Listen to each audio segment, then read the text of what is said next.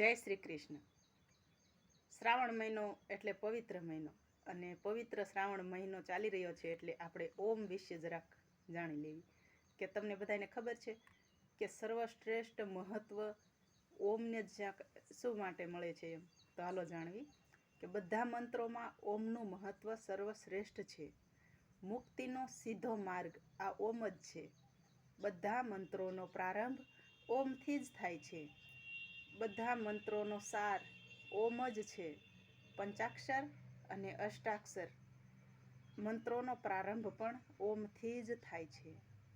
દરેક સ્ત્રોત્રને આરંભ પણ ઓમથી જ થાય છે.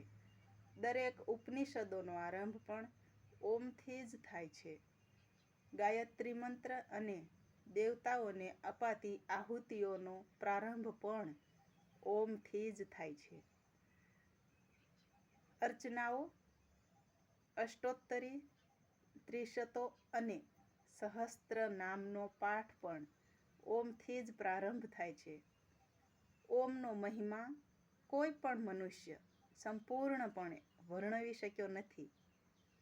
માતા પાર્વતી અને આદિશેષ તથા અન્ય ઋષિઓ પણ આ ઓમનો મહિમાનું સંપૂર્ણ રીતે વર્ણન કરી શક્યા નથી.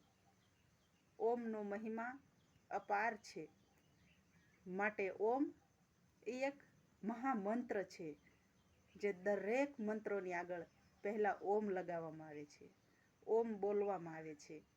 જેમ કે ઓમ નમઃ શિવાય, ઓમ નમો નારાયણ.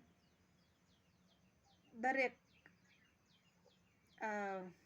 માતાજીઓની સ્તુતિ થાય, ગમે ત્યાં થાય તો પહેલા ઓમનો મંત્રનો પ્રારંભ કરવામાં આવે છે. ઓમ એ એક મહામંત્ર છે. હારું હાલો, જય શ્રી કૃષ્ણ. ખુશ રહેજો.